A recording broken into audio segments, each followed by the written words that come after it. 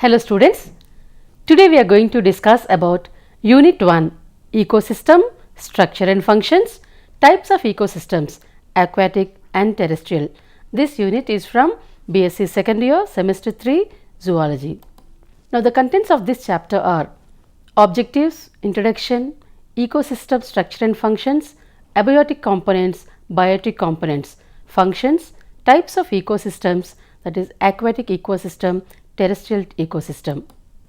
Now let us see what is the ecology term definition, how it is originated. The origin is, it is derived from the Greek word oikos, meaning house or place to live, that is habit, and logos means study.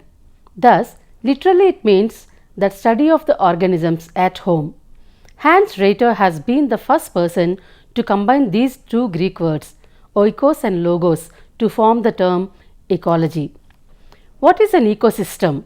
Ecology is defined as the study of the relation of organisms to their environment, or it is the science of interrelationship between living organisms and their environment.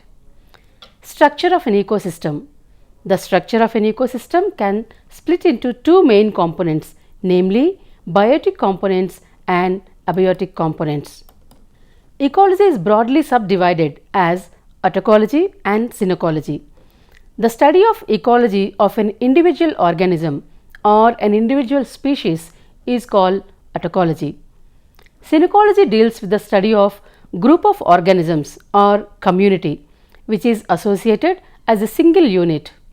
The study of the groups belonging to same species is called population ecology. The aquatic ecology deals with the freshwater, estuarine and marine systems. Terrestrial ecology includes forest, grasslands, cropland and desert. Now we are going to see few terminology that we use in this chapter. What are trophic levels? In an ecosystem, the arrangement of producers and consumers is a kind of structure known as trophic structure, and each food level is called as trophic level. The amount of living material in the population is called as standing crop, a term that applies equally right to the plants and animals. Standing crop can be conveniently expressed in terms of number per unit area or in terms of biomass, that is the organism mass. Biomass can be measured as living weight, dry weight, ash-free dry weight, carbon weight, calories, or any other unit that may be good for comparative purposes. If you look at this flowchart, we understand that ecosystem has been divided into biotic factors, abiotic factors.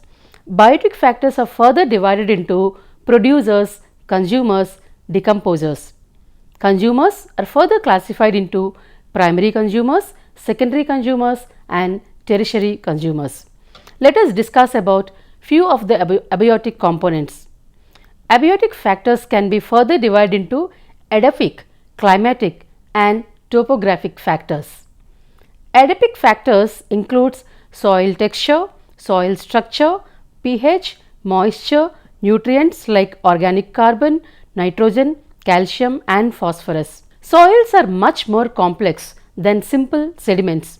They possess a mixture of withered rock fragments, highly altered soil mineral particles, organic matter and living organisms. Soils provide nutrients, water, home and other structural growing medium for microorganisms. The vegetation found in growing on top of a soil helps in cycling of nutrients of an ecosystem. Let us see climatic factors. It includes water, oxygen, carbon dioxide, light, temperature, climate, pressure and humidity. The atmosphere provides carbon dioxide for photosynthesis and oxygen for respiration. The processes of evaporation, transpiration and precipitation cycle of water takes place in the atmosphere. Solar radiation is utilized in ecosystems for heating the atmosphere and to evaporate and transpire water into the atmosphere. Sunlight is the most important factor for photosynthesis, which provides the energy for plant growth and metabolism and the organic food for other forms of life also. Most living tissue is composed of a very high percentage of water, up to and even exceeding 90%. The protoplasm of a very few cells can survive if their water content drops below 10%, and most are killed if it is less than 30 to 50%. Now, water. Water is the medium by which mineral nutrients enter and are translocated in plants. Water is necessary for the maintenance of leaf turgidity and for photosynthetic chemical reactions. Plants and animals receive their water from the earth's surface and soil. The original source of this water is precipitation from the atmosphere. Topographic factors. They include altitude, slope, exposure and direction of mountain chains, which affect climatic factors and the distribution of organisms. Now let us talk about biotic factors. As we have discussed, biotic factors have further been divided into producers and consumers. What are producers? Producers are basically, they include trees that fulfill the requirement of other organisms for food and oxygen. Through photosynthesis, they gain the energy required by them under the presence of chlorophyll and sunlight. Now what are consumers? They include carnivores, herbivores and omnivores. Carnivores depend on flesh for their food requirements. Herbivores eat plants and get energy from them. Omnivores eat both plants and flesh. Consumers help in maintaining the balance in the ecosystem by following the food chain. Consumers are further classified into primary consumers, secondary consumers, tertiary consumers. Now what are primary consumers? They are always herbivores as they rely on producers for food. Secondary consumers depend on primary consumers for energy. They can either be carnivores or omnivores. Tertiary consumers are organisms that depend on secondary consumers for food.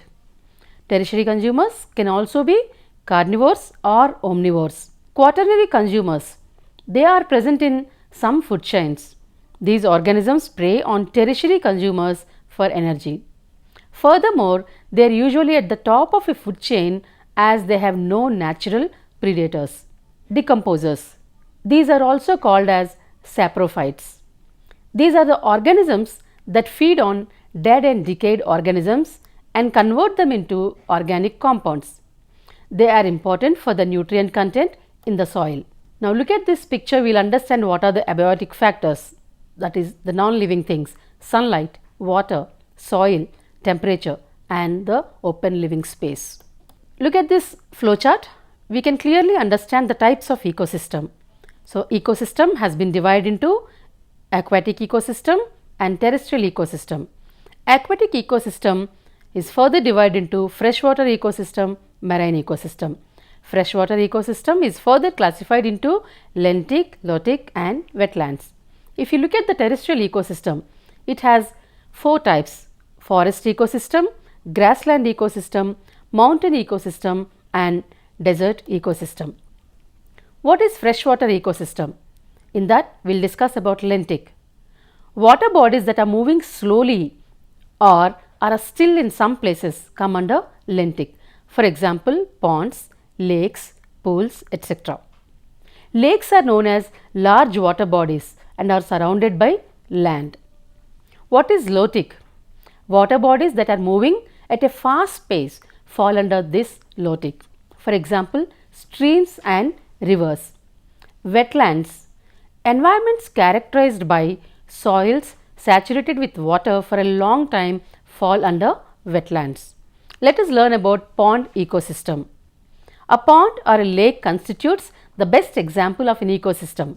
The abiotic substances of a freshwater pond are water, dissolved oxygen, carbon dioxide, inorganic salts like phosphates, nitrates, chlorides of sodium, potassium, calcium, etc., and group of organic compounds like amino acids, humic acids, etc. Climatic conditions like temperature, light, pressure, pH are also present. Now, zonation of lakes and ponds is made on the basis of depth and light penetration. They are littoral zone, limnic zone and profundal zone. What is littoral zone? It is the shallow water region into which the light can penetrate up to the bottom.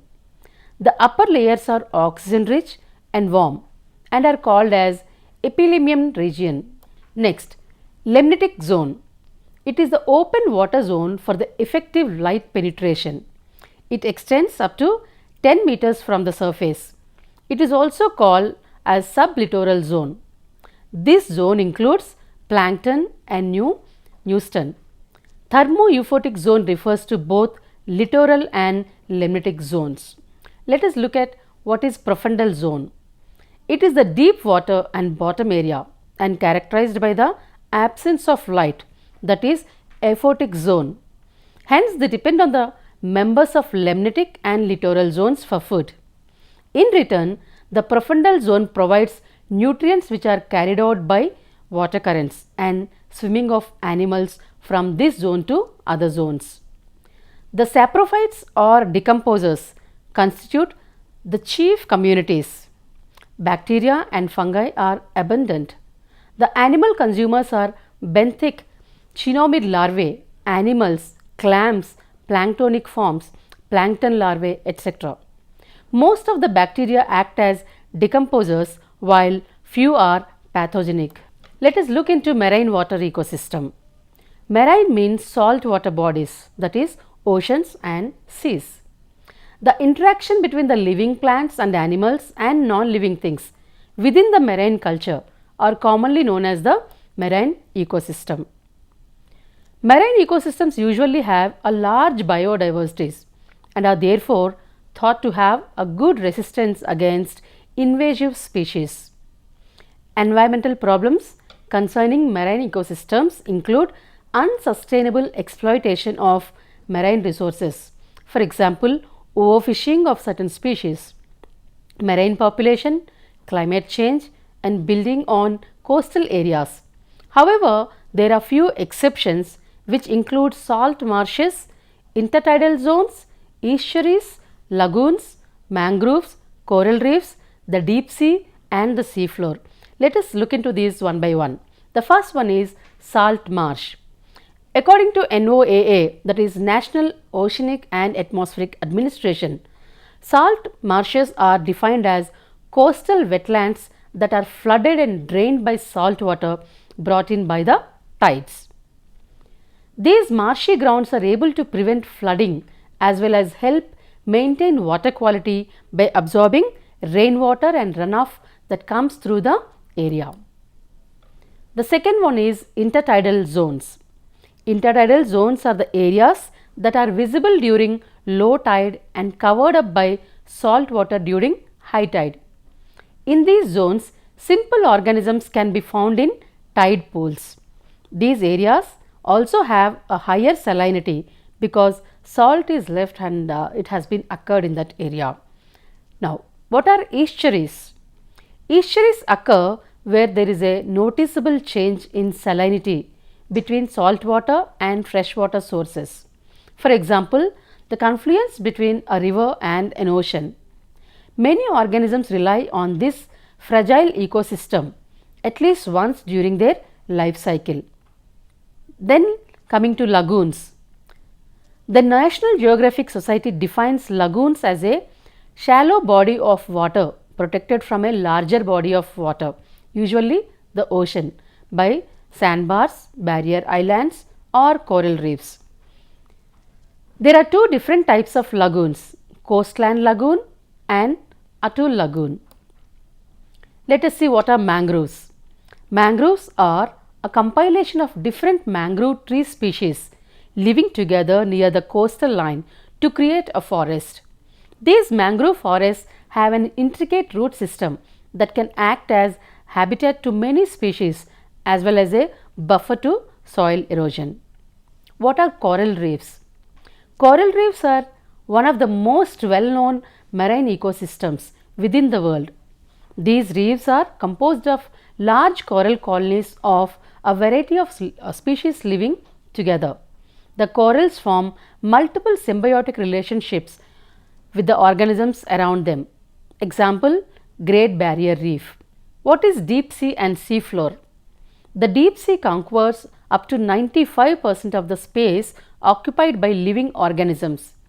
Combined with the sea floor or benthic zone, these two areas have yet to be fully explored and have their organisms documented, making these ecosystems some of the hardest to understand by the scientists. Now, terrestrial ecosystems.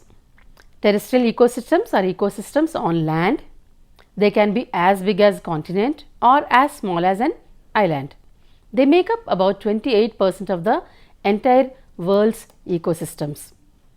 Examples of terrestrial ecosystems: forests, deserts and grasslands. Let us see what are forests. These types of ecosystems include both temperate deciduous forest, plantation forests and tropical rainforests. They serve as a natural habitat for a vast range of living species and also comprise the highest species diversity. Forests cover nearly 30 to 35 million square kilometers of the Earth's surface, and more than 300 million species of plants and animals live in forests. What about grasslands? Grasslands are the most dominant type of vegetation, and these types of environments occur naturally in several parts of the world. These types of terrestrial ecosystems serve as a home for a wide diversity of animal species such as elephants, giraffes, hyenas, jackrabbits, lions, rhinos and zebras. Other types of grasslands include tropic grasslands and temperate grasslands. Let us learn about desert. The desert is a barren region of the landscape which has extremely high or low temperatures and has scarce vegetation. Sahara is an example of a hot desert which is categorized by high temperatures associated with little rainfall and complicated life for both plants and animals. Ladakh is an example of a cold desert which is found on the eastern side of Jammu and Kashmir near the Great Himalayas. Let us look into tundra ecosystem. Tundra ecosystems are devoid of trees and are found in cold climates or where rainfall is scarce. These are covered with snow for most of the year. Tundra type of ecosystem is found in the Arctic or mountain tops. Let us discuss about functions of an ecosystem. Biological energy flow, that is the production and respiration rates of the community, cycling of materials, biological or ecological regulation, regulation of organisms by environment and regulation of environment by organisms. Let us see what is food chain and food web. The order of living organisms in a community in which one organism consumes other and is itself consumed by another organism to transfer energy is called a food chain. Every living being, irrespective of their size and habitat, from the tiniest algae to the giant blue whales, need food to survive. Food chain is structured differently for different species in different ecosystems. Each food chain is the vital pathway for energy and nutrients to follow through the ecosystem. Now, group of food chains is called a food web. Look at this picture. In this food chain, how the producer is nothing but the grass. Now, grass is eaten by the grasshopper, which is considered as the primary consumer. Now, this grasshopper is eaten by the secondary consumer. So, this frog eating grasshopper, and then frog is eaten by the snake. which is considered as the tertiary consumer. The snake is eaten by the hawk, which is considered as the topmost carnivore or quaternary carnivore. Now, when this hawk dies, the dead body gets decomposed and the decomposed material get mixed with the soil. Now, the soil, that is how it gets replenished with the nutrients. So, in this food chain, if you observe, producers, primary consumers, secondary consumers, tertiary consumers and the topmost carnivore. Again this cycle repeats. So, in this every organism is dependent upon other organism for their food purpose. So, that is why we call it as a food chain, and for this food chain the main source of energy is the sun. If you look into this picture, we understand what is a food web, how different organisms are dependent upon other organisms for their food purpose. Now, from this chapter, these are the questions frequently asked. Answer the following in about 30 lines. Write in detail about components of an ecosystem. Write about functions of an ecosystem. Detail about pond ecosystem. Write about terrestrial ecosystem. We can also expect some of these short questions. Write about producers, write about consumers, write about decomposers, write about littoral zone, write about limnetic zone, write about profundal zone, what is the importance of pond ecosystem, write the characteristics of pond ecosystem, write about types of pond ecosystem, write about taiga ecosystem, write about tundra ecosystem, write about tropical rainforest ecosystem, write about desert ecosystem, write about grassland ecosystem. We are just going to recall about the topics what we have learnt. What is an ecosystem? Ecosystem is the study of the relationship between the living and non-living things. Now, what are living things? Living things, again we have all the plants, animals and decomposers. So, we can say that the ecosystem has been divided into biotic components and abiotic components. We also have learnt few terminology. What is autoecology? So, autoecology is the study of individual organism or an individual species. Now, what is synecology? It deals with the study of groups of organisms or a community which is associated as a single unit. We also have learnt about what population ecology. What is population ecology? The study of the groups belonging to same species is called population ecology. Now, what is aquatic ecology? It deals with freshwater, estuarine and marine systems. Now, what is terrestrial ecology? Terrestrial ecology includes forests, grassland, cropland and desert. Now, we have also learnt about trophic levels. So, in an ecosystem, if you have seen the food chain, there are few trophic levels like producers, consumers, secondary consumers, tertiary consumers. So, these are all considered as trophic levels where the energy is transferred from one level to the another level. So, in an ecosystem, the arrangement of producers and consumers is a kind of structure known as trophic level. The amount of living material in the population is called as standing crop, a term that applies equally right to the plants and animals. Now, what is biomass? Biomass can be measured as living weight or dry weight. Now, we also have discussed about abiotic factors. In that, we learnt about edaphic factors, climatic factors and topographic factors. What are edaphic factors? They include soil texture, soil structure, pH, moisture, nutrients and about other minerals and nutrients also. Now, what is so important of the soil? Soils are much more complex than simple sediments. They possess a mixture of withered rock fragments, highly altered soil mineral particles, organic matter and living organisms. Now, under climatic factors we have learnt about the importance of water, oxygen, carbon dioxide, light, temperature, climate, pressure and humidity. Now, we have learnt about how water is important. So, it is the medium by which mineral nutrients enter and are translocated in plants. Water is necessary for the maintenance of leaf turgidity and for photosynthetic chemical reactions. Plants and animals receive their water from the earth's surface. Now, what are topographic factors? They include altitude, slope, exposure and direction of mountain chains, which affect climatic factors and distribution of organic factors. Now, we also had discussed about producers, consumers and the types of consumers.